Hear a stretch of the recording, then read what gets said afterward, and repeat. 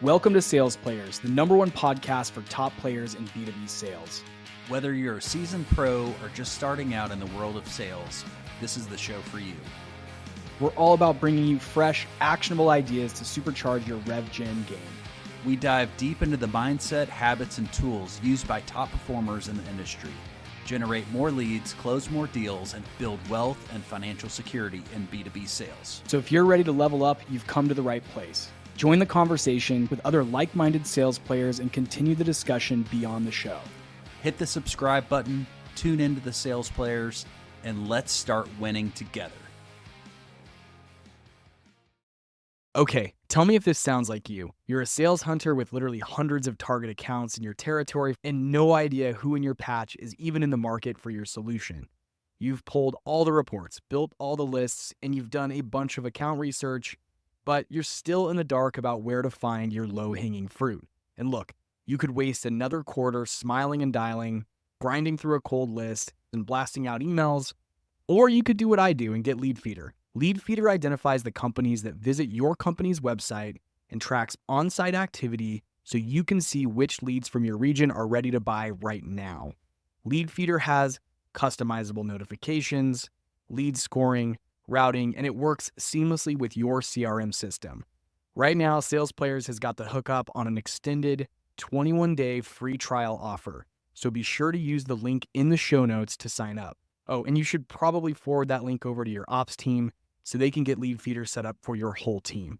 Stop burning time and resources on leads that don't convert and sign up for Leadfeeder.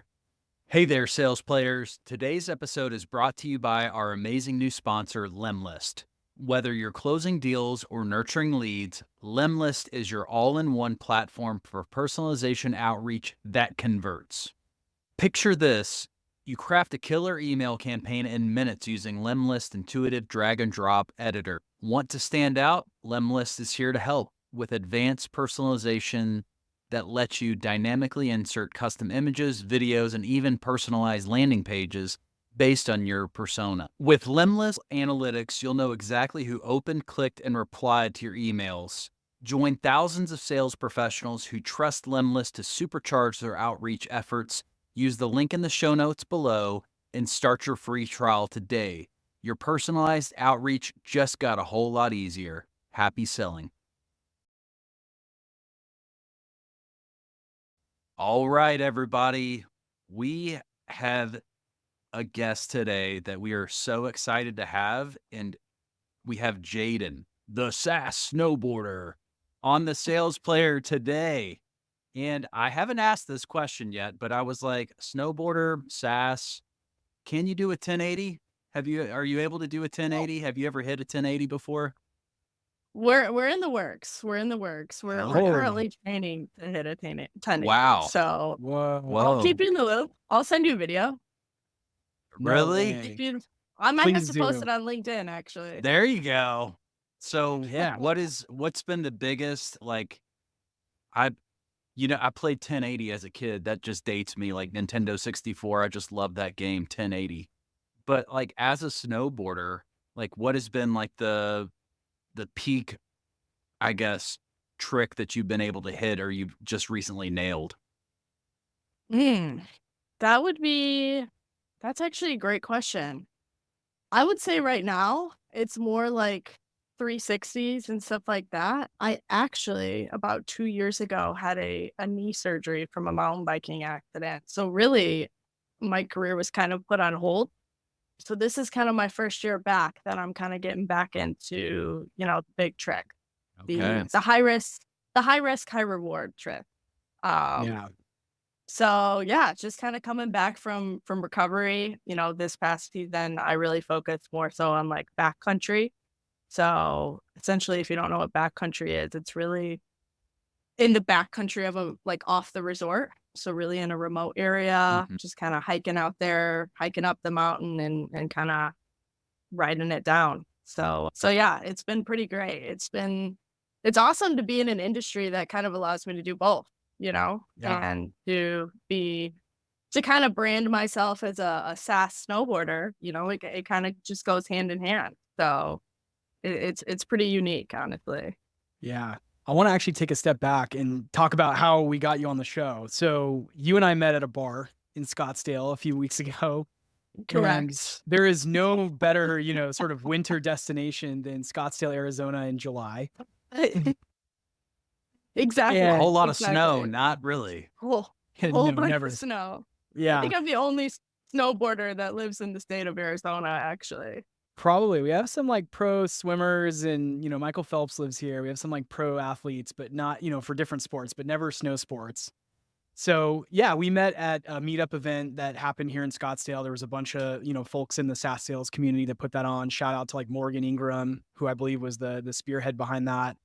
And yeah, it was cool to meet. And I was listening to you talk about your career as, not only an SDR leader, but as a professional snowboarder. And I was like, whoa, we have to get her on the show because I want to know, how does she? Can you do a 1080? Are you able to do a 1080? Have you ever hit a 1080 before? We're in the works. We're in the works. We're Oh. currently training to hit a 1080. Wow. So Whoa, I'll keep you in the loop. I'll send you a video. no Really? way. I might have Please to post do. it on LinkedIn, actually. There you go. So Yeah. what's been the biggest, like, I played 1080 as a kid. That just dates me, like Nintendo 64. I just love that game, 1080. But like as a snowboarder, like what has been like the peak, I guess, trick that you've been able to hit or you've just recently nailed? That would be That's actually a great question. I would say right now, it's more like 360s and stuff like that. I actually, about 2 years ago, had a knee surgery from a mountain biking accident. So really, my career was kind of put on hold. So this is kind of my first year back that I'm kind of getting back into, the big trick, Okay. the high risk, high reward trick. Um, Yeah. so yeah, just kind of coming back from recovery. This past season, I really focused more so on like backcountry.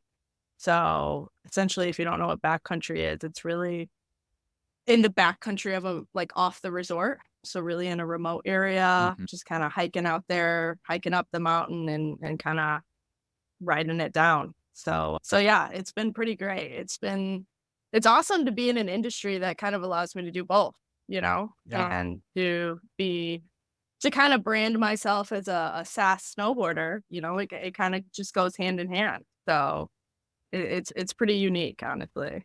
Yeah. I want to actually take a step back and talk about how we got you on the show. So you and I met at a bar in Scottsdale a few weeks ago. And Correct. there is no better, sort of winter destination than Scottsdale, Arizona in July. Exactly. A And whole lot of snow, Exactly. not really. Whole no, bunch never. of snow. I Yeah, think I'm the only snowboarder that lives in the state of Arizona, actually. probably. We have some like pro swimmers and, Michael Phelps lives here. We have some like pro athletes, but not, for different sports, but never snow sports. So yeah, we met at a meetup event that happened here in Scottsdale. There was a bunch of, folks in the SaaS sales community that put that on. Shout out to like Morgan Ingram, who I believe was the spearhead behind that. And yeah, it was cool to meet. And I was listening to you talk about your career as, not only an SDR leader, but as a professional snowboarder. And I was like, whoa, we have to get her on the show because I want to know, how does she balance those two worlds? What does that, what does that take to kind of juggle those different things? Because if you're like me, or if you listen for a long time, like being in SaaS sales is already a pretty time consuming endeavor. So like trying to imagine owning a career, having a career where you're also doing this like very intensive, very extreme sport. We thought it'd be cool to just like tell us about how you got started with both and take us back to the beginning. Definitely. I would say it started with Pulse. Really just straight out of college is when I got my first commercial SDR role at a company called Sendoso. And that's really where I think I had to get my time management skills down. I think that's a crucial skill for any SDR, really anyone in the SaaS industry, sales, like I think really just being able to organize your time and make the most of your day is crucial within the role. Jayden, how did you Um, find Sendosa out of college? Like, Yeah. were they recruiting you, or how did you know about SaaS? Like, really, what gave you that idea to like, hey, this is where I want to go? yeah. So when I was in college, I actually had a mentor who was a few years older than me. and he broke into SaaS at Zoom Info right before they IPO'd. Dang. So we just kind of, always talked business, and I'm like, so what do you do? Like, walk me through your day to day. At the time, he was an SDR and quickly moved up into an AE role. He actually ended up moving into his first AE role at Sendoso. So right around that time is when I was kind of starting to graduate and, just outweighing my option. I originally went to school for supply chain. So Wow. not really within my wheelhouse, but Right. I mean, if you're personal with people, I think sales is the route to go. And I just couldn't imagine looking at a spreadsheet all day. Yeah. So I really like the people aspect to the role itself. But really, he pointed me in the right direction, connected me with the hiring manager there, and the stars just aligned. And I started at Sendoso right out of college. And Which, and you were an SDR, and did they give you any how was the training? Like, how did it, oh my gosh, was it like the training drinking at from a water hose, Sendoso, or was it, talk to us about the training there. I will say the training at Sendoso as an SDR was immaculate. I think the whole onboarding process, I think they really took time in and teaching their SDRs to, one, understand the product, but also understanding the SDR role in itself.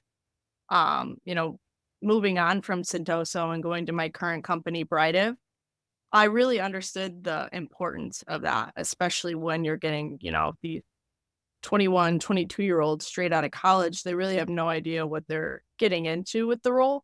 Mm. So I think setting a really good foundation right out of the gates is only going to make you successful within the space. So very thankful for Sendoso's onboarding process, which kind of allowed me to move into with my current company. I originally started off with them as an enterprise SDR, just Nice. taking the skills that I learned at Sendoso and bringing those in to eventually work my way up into SDR management. And at your current role, how many SDRs do you all have? How many AEs do you all have?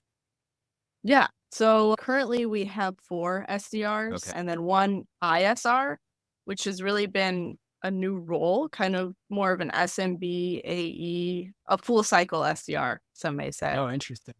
Okay. So manage one of those as well, but then enterprise AEs, we currently have 3. Got it. Got it. And so talk to us about how did you hit quota at Sendoza, and how did you start booking meetings? Like, what is your tools of the trade, and what were some quick wins that helped you to actually start booking some meetings? Yeah. I mean, some quick wins was, honestly, leveraging Sendoso's product in itself. It's a sending platform. Yeah. So that really, which is crazy because when I worked at Sendoso, a lot of the wins that I got was obviously through leveraging, LinkedIn, cold calls, email. But really Sendoso kind of helped me break through the digital noise by, allowing to send an e-gift or a bottle of champagne. Stuff like that goes a long way, which actually led me to the company that I'm at now. They were actually within my book of business at Sendoso, and got their chief revenue officer's attention by sending him a bottle of champagne. What kind of bottle? And What kind of bottle is Yeah, what are we Come talking on. here? I forget what it's called. I'm horrible with Veuve memory, but it's the one with Clicquot? Is it? correct. Paul Okay. Roger? Okay. Oh, Veuve was it? Okay. Veuve, huh? It's There you bottle- go. There you go. So he never forgot that. Hell And yeah. that's when he offered me to kind of jump ship and join his company. And we've still stayed in contact ever since. So Amazing. Yeah, that's cool. really, yeah. And was that a So- full outbound deal? So you actually like fully outbounded that client, and then you're just like, okay, let's send him a bottle of champagne. My AE closes him. Cold. He wasn't even answering my emails. It was really just a shot in the dark, honestly. Wow. So yeah. So consistency is key for sure. Yeah. How long did it take you to actually like click send to the champagne? Can you talk to us about that process of like how many touch points would it take you? Like obviously your company's out to allow you to send out $50 bottles of champagne to 100 people. Yeah. Mm-hmm. Yeah, Right. obviously I can't just be sending that out to everyone Making and it their rain. mother. Exactly. Exactly. So really just research, like understanding who's who in the zoo. And, Mhm. as an SDR, yes, you want to book meetings, but you want to book qualified meetings that are eventually going to get closed and get you paid at the end of the day. So for me, it was really just understanding that he was kind of the decision maker on a decision and buying a product like Sendoso at the time. I kind of was stalking. I'll take it to where I'll stalk their Facebook. Hell yeah. Like, what's going on? What are you doing? What are you interested in? How can I just personalize my outreach to make the light bulb moment go off, or at least just pique your interest? And I want to So know really quickly, like, does the team at Sendoso, does the SDR team at Sendoso have like an allocated budget every month or quarter for how many Sendosos you can send, or is it like it's not uncapped? It sounds like they have to be somewhat targeted. But how does that work there? yeah. So when I was there, I mean, it might be different now, but when I was Yeah. there as an SDR at Sendoso, I was given like a monthly budget. Say, I think it was like $500 or something. And I Okay. got to use that $500 to go toward, maybe I'll send 10 Starbucks, $5 Starbucks gift cards out just over LinkedIn, just to kind of, Nice. break through the digital noise, turn some heads. And then really you could send anything from a bottle of champagne to a grill or like anything on Amazon. So Grill. that's where, yeah. Oh yeah. You could get crazy with it. You could get, So I was just so that's where the personalization, and I'll go look on their Facebook. What are they doing? Turns out he was actually getting married. there you So go. Okay, that's that's it. what We I don't was. know. That's what I was wondering is like why the bottle of champagne and Yeah. what was the note that you sent with the champagne? Do you remember? I just said, like, mind you, he's never answered me once. Like, never. Like, I'm Wait. never. I'm just like, he's been in my book and I'm working my book. So I gotta pivot, Yeah. So he's never answered me once. And I pretty much just said, like, hey, congratulations on the engagement, and enjoy this bottle of champagne on us at Classy. Sendoso. Classy. And he still never reached out to me personally. He sent like, the director, like, hey, just by the way, he ended up getting it. But yeah, it was But the deal got it's- done ultimately. the deal got done. The deal Okay. got But done. it just happened, he pushed it down to somebody who signed the papers for that. Yeah. And Yeah. I also want to just dig a little bit more into this of what did you do for the follow-up? Like, because, we had Corey Quinn on our podcast. He was telling us like Scorpion, which was a huge agency, the way they were Mhm. landing clients was through cookies, but it was a Mhm. specific delivery after the cookies were delivered or the gift was delivered. You got to go follow up. So what is the stages of you send the bottle of champagne? What is your timeline of actually reaching out, making sure that he got it and booking the actual meeting? Yeah, I would say, I mean, follow up is crucial, and not being desperate. I think Yeah. originally I just followed up and said, hey, I hope you and your fiance enjoyed the bottle. Small, just short and sweet. I'm not trying to. No call to action. Little at the end shame of that. in No there, call to little shame in action. there, He might be a little hungover. Maybe. Yeah, there you go. There you go. Very, very Nice. casual, very casual. But then, I ended up saying, like, since you enjoyed the bottle of champagne, here's our value prop. Your SDRs could enjoy this same strategy. So really Oh, that's just cool. making it personal, and I think personalization is key. Even leaving Sendoso, I use those same strategies. Like, even if your company doesn't leverage a sending platform, even making it personalized on just how you formulate an email or start a cold call or send a LinkedIn request. Yeah. But what kind of things are working for your team right now? I guess talk to us about like the state of the cold outreach market, because obviously there's a lot of noise out there that people on the socials are saying like, oh, outbound isn't what it was. And I can confirm that outbound is absolutely not what it was in 2012 when I started my career. It's totally different now, in I think a better way, because there's more channels, there's more ways to reach people. To your point earlier, there's more ways to, I don't want to use the word stalk, but like I can go scope someone's socials out and see them on Facebook or wherever and learn a little bit more and then be able to actually personalize my approach. But talk to us about, in 2024, You've got a team of SDRs who are reaching out. You've got this like amazing experience in the past working for Sendoso. So you have like that kind of giving angle or that like give strategy down. What's working well today? Yeah, I would say, I mean, I feel like the industry has even changed from when I started at Yeah. Sendoso on how, like, less people are picking up the phone. So a lot of people say cold calling is dead. I don't think that's necessarily true. I just think maybe it's a different strategy of cold calling. Agreed. I think what's working with me and my team is really leveraging LinkedIn a lot. Whether that me making a personal brand for yourself or just posting more, being more personable, having a good LinkedIn following or just staying consistent with your network. I think your network is your net worth. So if you could continue to connect with clients and use that as a channel that's maybe less formal, they're kind of, in and out of meetings, scrolling on LinkedIn, they get a message. Like I like to send GIFs a lot. I always say to me and my team, like, what would get you to pay attention? Yep. Everyone gets 1,000 LinkedIn messages and most of them are novels, figuring out They it's are. a novel. Yeah. They are. Or they're selling so you a what I- franchise. It's either a novel or a franchise opportunity. Or outsourced IT services or something, just irrelevant. Like they didn't do their research. Exactly. So really, me and my team are really focused on research. I don't want to just buy a list of people and go down the list and call each one and not know anything about them, about their role, about what kind of company. I don't think that's going to work today. I think you need to be personalized with your outreach and personalized with your research and really understand who you're reaching out to and what their priorities and problems will be. A simple message that we use is our first outreach Monday morning is going to be a Forrest Gump, like the GIF where he's just obnoxiously waving. The Bubba Gump shrimp gif, is that what Exactly. Yeah. Okay, cool. Exactly. All right. So we send that out and then, I'll say, hey, Jayden, noticed Brighton is expanding their cloud environment. Curious if cloud automation's on your radar, ?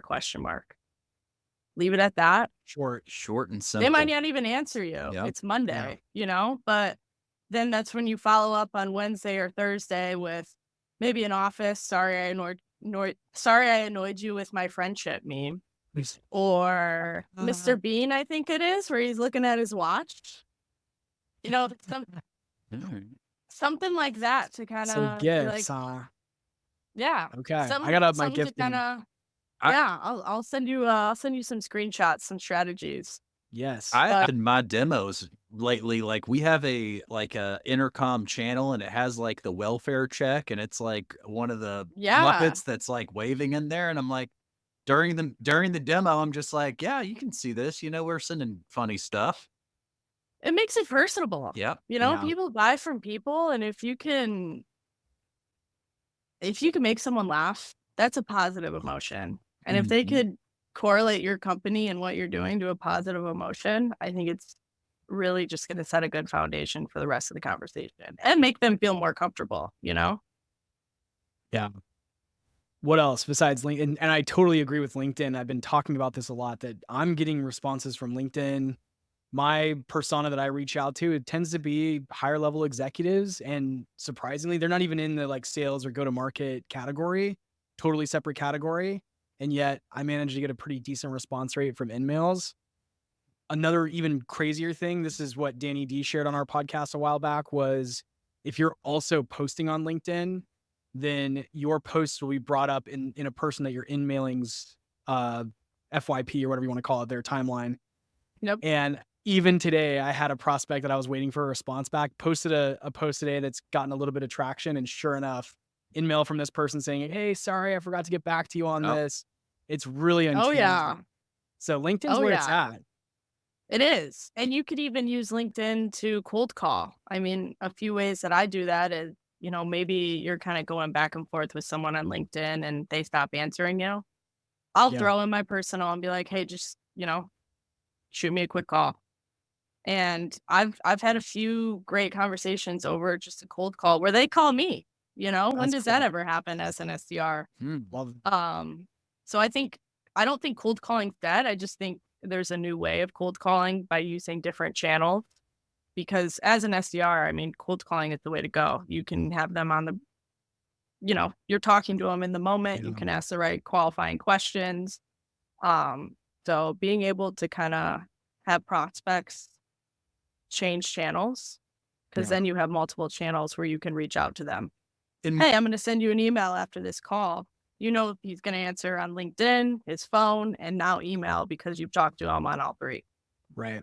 And do you feel like cold calling is I think people are thinking that cold calling is only the phone, but it's like texting, it's DMing, it's LinkedIn, it's Twitter, it's Facebook, it's Slack. like Yeah. Slack, it's like Slack. it's Yeah. everything. Slack. Yeah, it's like It's everything. It's sending a personalized video. I think that could be the new cold calling too, leveraging tools like Vidyard or SendSpark, stuff like that. wow. Doing that? Is your team doing that? Yeah, Personalization of leveraging videos? Video. definitely. Yeah. And like a pre-demo, may say, like just Mhm. 60 seconds. Like, this is why your company and my company would be a great partnership. Here's what we do. Wow. But then also, like, as an SDR, you don't know everything. And there's sales engineers and AEs for a reason. But I think leveraging that, when a prospect asks you a question, like, I want to know more about that, just be upfront. Like, listen, I'm just the conversation starter. Yep. It sounds like I piqued your interest. Let's hop on a demo next week.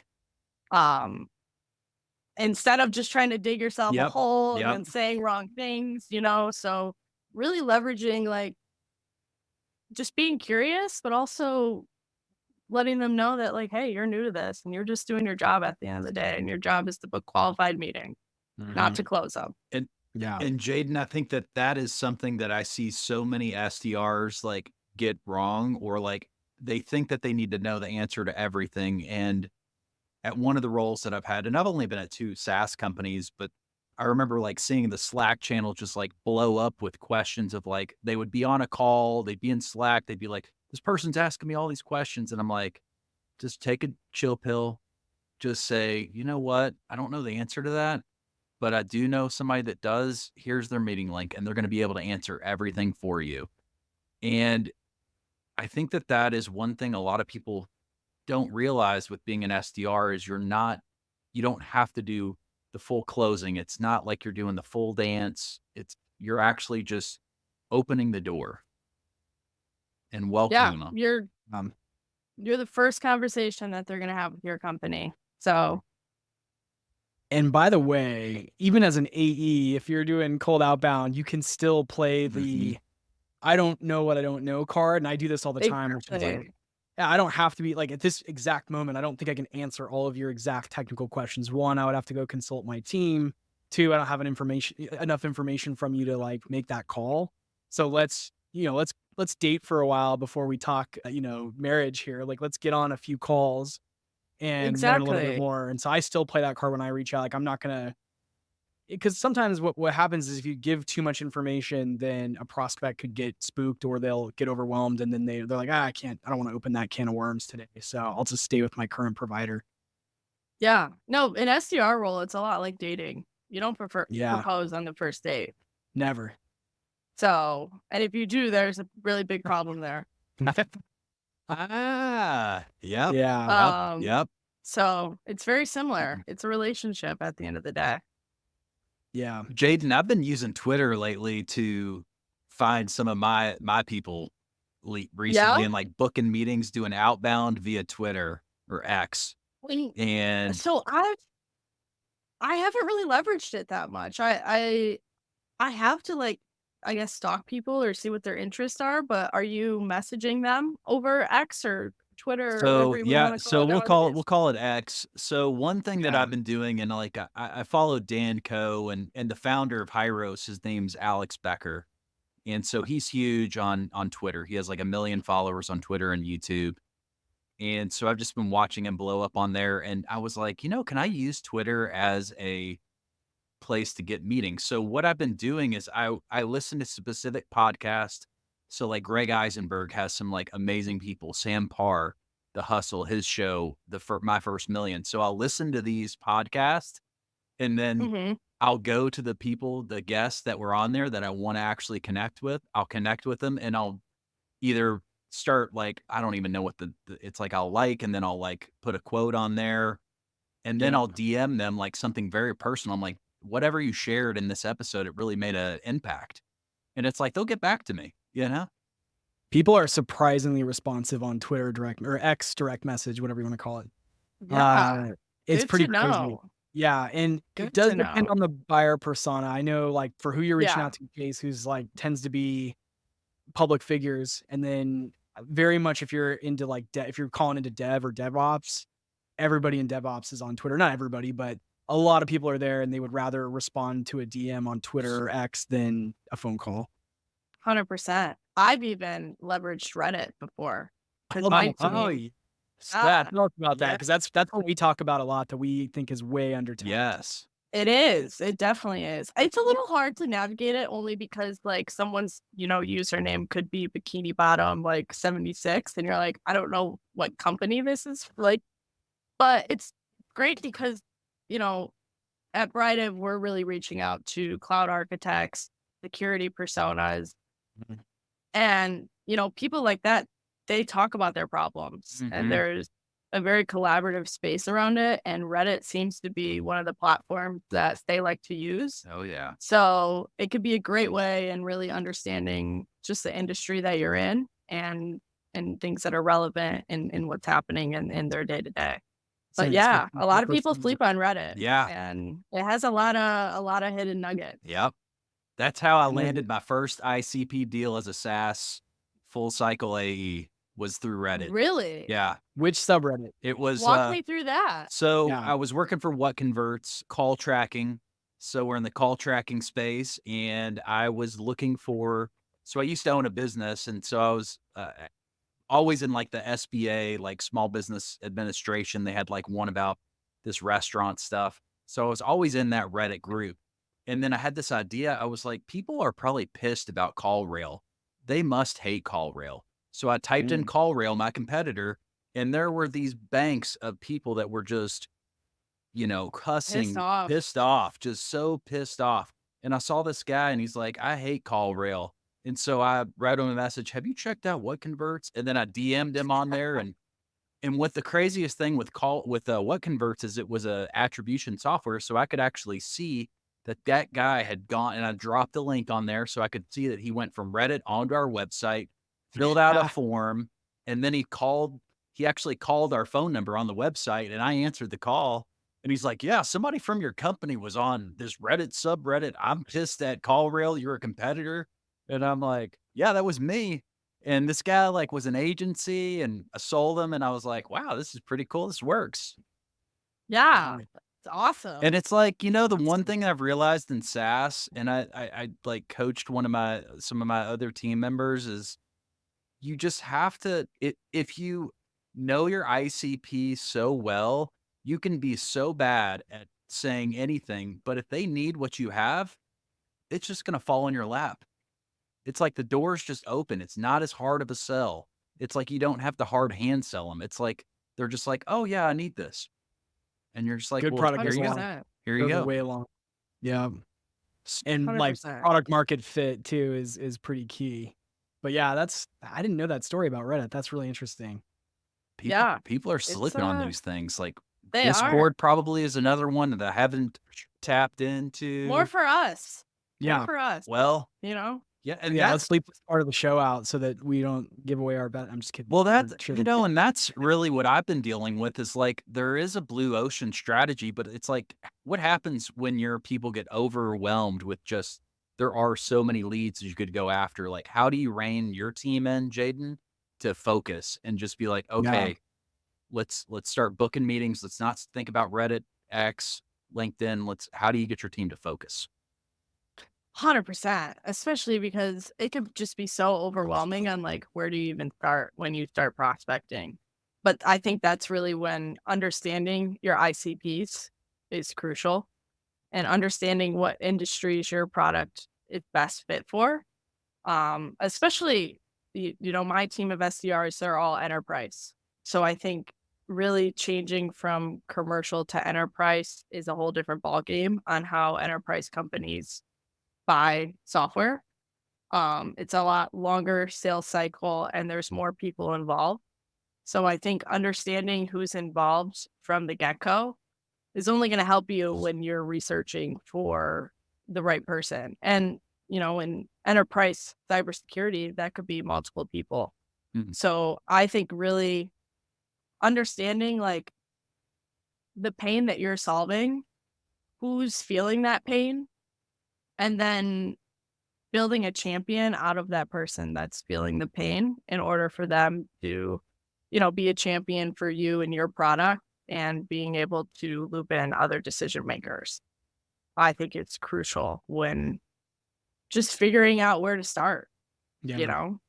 Is this even a company that has this problem?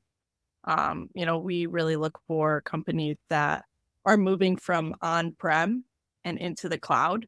So you don't want to be prospecting into companies that aren't even working in the cloud yet. That's Right. just Waste of time. it's a waste of time. Yeah. Mhm. So I think really understanding your different personas, and really understanding your product is crucial when it comes to actually getting out there in the field and talking to the right people. Yeah. I have a question, Jayden. So a lot of our listeners right now are like, how can I go work for Jayden on her team? Like, what kind of things do you look for when you're hiring for your team? Like what skill sets, what, interests, what personality types? Tell us about that a little bit. Yeah, I would say I look for someone that's coachable. I was once an SDR who didn't know what they were doing and needed the right coaching and tools to be successful. So, it's really more so like, what are you motivated by? Why do you even want to be an SDR? Mhm. Like, what is the meaning behind that? Because if you're not really working towards something, you're not really having valuable work, Right. Like, I like to ask my team, like, what are your priorities? Like, why are you working as an SDR? Do you want to make money? Are you saving up for a house? Like, I think using their life goals to motivate themselves is crucial. But also looking for someone that's confident and just it's not easy to be an SDR. So having Mhm. having the right mindset and the right perspective that, this you're not going to be an SDR forever. But Mhm. when you're in that role, really hone in on those skills and, figure out what you think your next step's going to be and start doing that as an SDR. If you want to be an SDR and move up the ranks and be an AE or be in leadership, start doing that now. Like Yeah. make me hire you into that next role or promote you to that next role. So really it's just and you can tell, you can kind Mhm. of tell when someone's motivated and Mhm. willing to put the work in. But yeah, I would say my biggest thing would be coachability. Coachability. So once upon a time I was an SDR leader. I think I was telling you this when we were at the bar the other night. And my favorite question to ask SDR candidates was always like, what's something interesting you learned while researching our company? And it was always really telling who had actually taken more than 2 minutes to look over our website and learn a little bit. And if you're out there like applying for your first SDR role, just spend like 15, 20 Mhm. minutes. The best place you can go is if there's case studies, especially on a SaaS website, go and read like customer success stories or case studies. That'll help you understand how the SaaS product works for the end customer. Even better if you can find like video testimonials on a YouTube channel or something like that. These are like really small things you can do. They're very easy, but it's always surprising how many candidates just don't do Yeah. this. And then when you find the Yeah. one that does, you're like, wow, you're getting hired right now because you actually spent more than 5 minutes doing some research. Another really interesting question I always ask people was, what was the last book you read? And That's a really good one. you get some crazy ones. I remember hiring this guy. Shout out to Scott Bixler if you're listening, man. He had some crazy like fictional like murder drama book, but he like walked me through all of the like plot lines, and I was like, this guy is so passionate, and he has like a crazy good memory, and he's like picking up all these details. He's gonna be a hell of an SDR. But then Yeah. I had a candidate who was like, I think in high school I read To Kill a Mockingbird, and I was like, Oh my dude, you haven't read a book since high school? You're like 20 something, and like you have not read a book since you were 17. Like, dude, you Get go out of here. Whoa. Dude, I was blown away. And then Wow. the last one I always ask is like, tell me about something you're into outside of work. And I'm sure for you, like Jayden, you can always just go to like snowboarding. And for me, I always go to like music or guitar and some of the other stuff I'm into. But it was always really fun to hear people say like, I love dance, or I love piano, or I love surfing, or whatever it is. And like they just go, and you're like, wow, this person's obviously really passionate. They're someone who can get excited about something. If you can't get excited about your own hobbies, you're not going to get excited about selling like CX SaaS or 100%. cybersecurity or whatever, right? So 100%. And you yeah, can just tell when someone talks about it, like the shift in their tone of voice, like if they're passionate about something. And at the end of the day, sales is just like a transfer of excitement. There you go. know, Yep, can you get it really excited is. for the prospect the same way you get excited for snowboarding? Like Yeah, being able to, I don't know, really understanding that there's a life outside the SDR role. Just helps when looking for the right SDR. You want a well-rounded individual. How are you bringing value? I did like I keep bringing up X. I'm trying to get on X and popular, or just like get out there. But I posted, I'm like, if an SDR is going to a role, it's like download one of these free tools like Apollo, like Lead Feeder, before you go into an interview. Like, ask the interviewer, say like, hey, who are you looking for me to find? On the second interview, if you do get the second interview, you have done the prospecting, actually look for the list of the people, and you present it to the person. You say, hey, I used Apollo or I used Lead Feeder, and here are the people that this is how I would prospect this person. Mm-hmm. Is this Yeah. good? And it's like, hey, if I don't get this role, I'll give you these prospects, but this is what I would be bringing to the table. And it's like, people love that. Like when you just give them work yeah. and for free, and you're like, okay, Oh, yeah. you're ready to go. Let's do this. 100%. 100%. So Jayden, I want to ask, we've heard a lot about like your SaaS selling career. I want to go back to the snowboarding because you're doing something really interesting that's a very high interest to us, particularly, which is, one, you're managing this side hustle that is snowboarding, and you're also sponsored. And that's a topic of interest for Chase and I. Talk to us a bit about, one, how that all got started, like just the snowboarding career in general, how you found sponsors, and how you balance that with the day-to-day of being a SaaS sales leader. Yeah.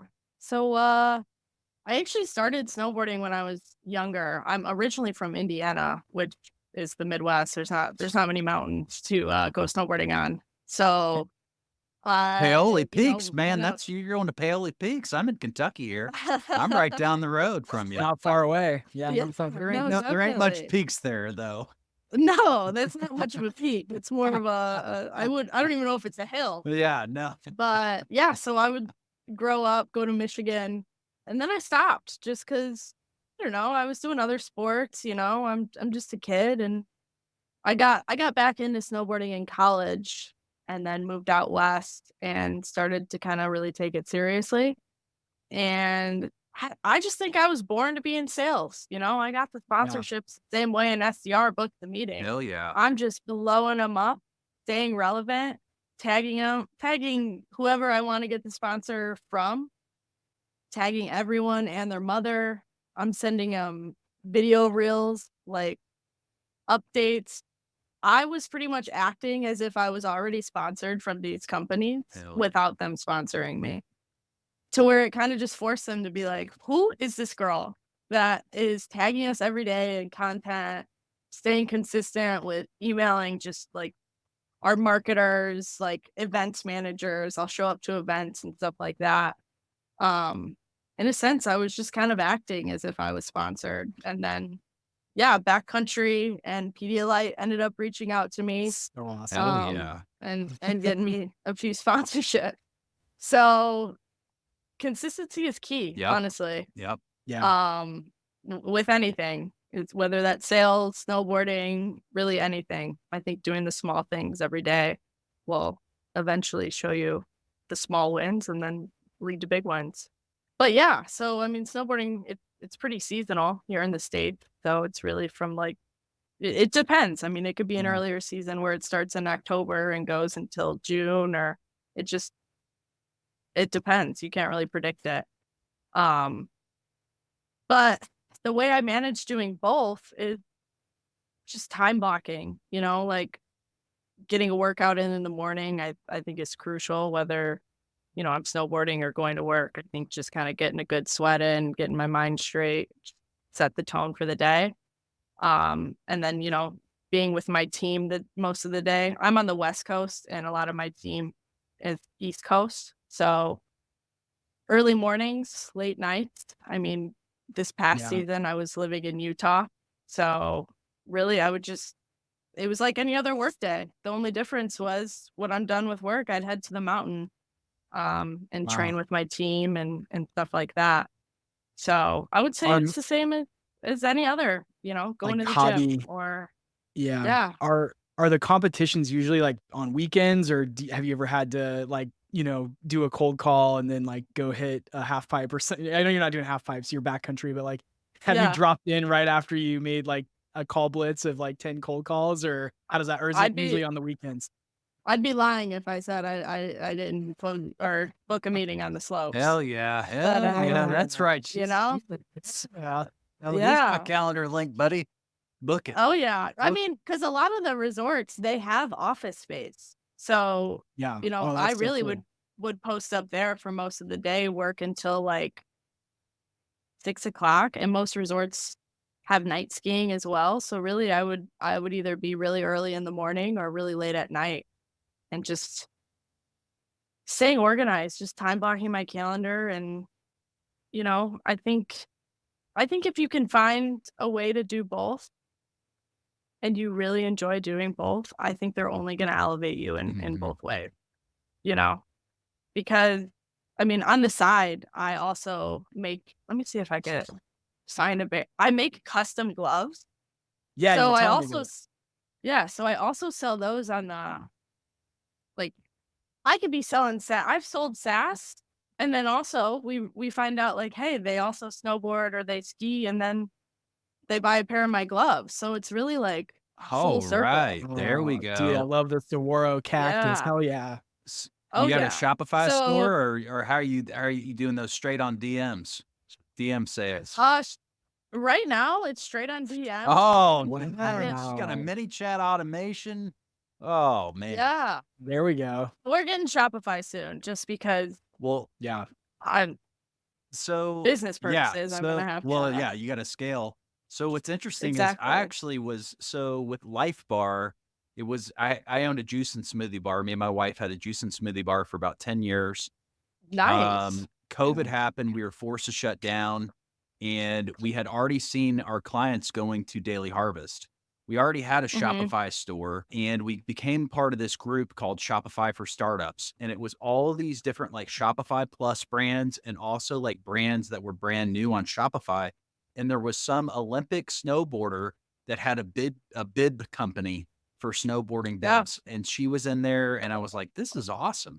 And like all these Yeah. people were in there.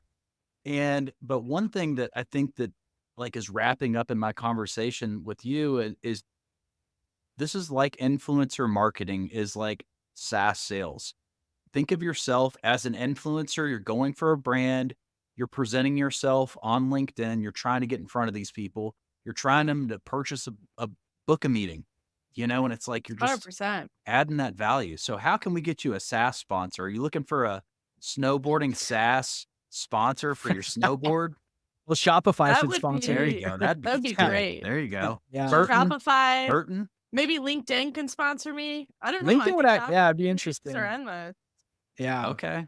Lululemon or like who's the big snowboard company?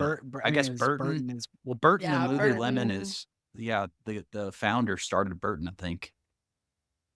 Really? Yeah, I think if you like I can't remember. I read the book of the Lululemon guy, but he actually Really? was from a snowboarding Huh. company. So that's where he actually came from. Very Huh. interesting. Yeah. I love Lululemon. Like if you're actually looking, Yeah. we were sponsored by Lululemon. This was back in the day, like back in Louisville, but the way that Lululemon came to Louisville, they started a little pop-up store. And so what they did is they created all these influencers. So they went to all the different yoga studios around the town and gave all the yoga teachers Lululemon. And then they would do these pop-ups. Marketing. And then like 2 years later, they would go to the juice bar and everything. And we would all be like, oh, we love Lululemon. And then they would pop up their big store. And it was just it's like that influencer marketing like really works.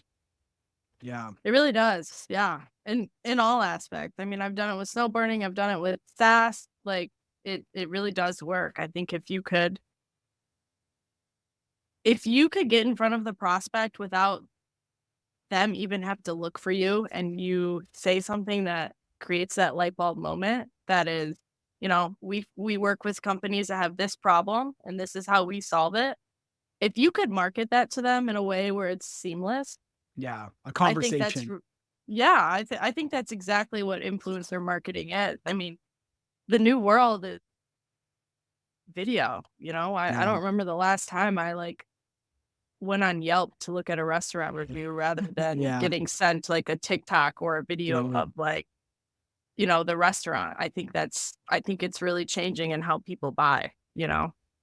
And in closing, what would you suggest a person that if they're really brand new as an SDR, if they really don't have a personal brand, like what are some tactical steps that you would tell somebody to do to start creating and thinking about their personal brand, and like where would you suggest them to post if they were in SaaS? Yeah. I would say for me, I really didn't start getting serious about my personal brand until this year, but I will say what I've done in the past kind of set me in the position to have a personal brand. As an SDR, I connected with everyone and their mother when I'm reaching out to a company. What they might not even be a prospect, but they could be a mutual connection when the prospect sees that I sent them a connection. So I really think just building your network up with people that, either you're influenced by or people that are in the position that you want to be in, and, maybe 2 or 5 years or however long that timeline is, but really surrounding yourself and connecting yourself with people that are like-minded and just staying authentic to yourself. I think people could kind of read through BS. Yeah. And I think people can also read authenticity, so I think if you're true to yourself on what you're posting, whether that be like a LinkedIn post or maybe a video or even how you message people after the first connection, I think staying true to yourself and creating a positive image and a positive brand, I think it's really going to set you apart from every other LinkedIn influencer that's trying to make it big. Yeah. Well, Jayden, this has been an amazing conversation. I think the best part about this, and this is just going to break the wall here and talk to the listeners, like how cool that the answer always comes back to like sales chops. Like how well can you sell? Whether you want to be a sponsored snowboarder or a great seller of tech or whatever, ultimately it comes down to like building these skills. And I love the emphasis on consistency. Again, whether you want to be like an athlete or a seller or an influencer, build a brand, build a company, build a side hustle. It's all about like consistency and just honing in on those sales skills. So we appreciate you coming on and sharing your story and your tactics and everything with our audience. Where can folks find you? And when I say folks, I mean our fans. Where can they follow you? Also, where can sponsors come to learn more about, getting some airspace on your board? There you go. I love that. I love that. Yeah, I would say the best way to reach me would be LinkedIn, Jayden Belcher, Belcher, or you could just look up the SAS Snowboarder. There you go. SAS Snowboarder. So yeah, it goes hand in hand. But yeah, I would say LinkedIn, or give me a cold call. Keep it interesting. Huh? Well, Jayden, thank you so much for coming on the show. And just to let everybody know, we're really trying to connect more with our community. We have a Slack channel, we have a YouTube channel, and we have an amazing newsletter that Jesse is writing. I'm not writing because I'm a horrible writer. I look like that meme that is like that. That's like how I type, you know. But Look, Chase is my muse on the newsletter. I wouldn't be able to write it without all the great content Chase helps us put together. So, but yes, it's a passion project for sure. well, connect with us and Jayden. This has Yeah. been awesome. The SAS snowboarder. I want to go. I want to meet you on the slopes, not in Indiana, but Don't tell me with a good time Park now. City. because you Park know City. we could actually sell some SAS. We could be like, hey, we got to meet up in Aspen. From the mountain. You know, go get a Bill Gates or whoever we need to knock into and be like, hey, you know, let's race down the hill, and if I beat you, you're gonna get a meeting booked with for me. Me, Do you me do and you that? s- Do you do that? That's the way to do it. That's the way to Yeah. do it. I'm gonna start. Okay. I'm gonna have to start. All right. I think we steal Scott Leese's surf and sales, and we do snow and sales in Park Ooh. City or like that. somewhere in Colorado. It's got to be either Utah or Colorado, in my opinion. Maybe Vancouver, Definitely. BC. But we should totally do that for the folks that sell and snowboard. And for me, I'm like, I can do it, but nowhere at the level of Jayden. So, but I would love to try. Hey, we'll get you right. Yeah, all right. All right. Coaching. Cool. Thanks, Jayden, for coming appreciate- on. Thanks for having me. Thank you.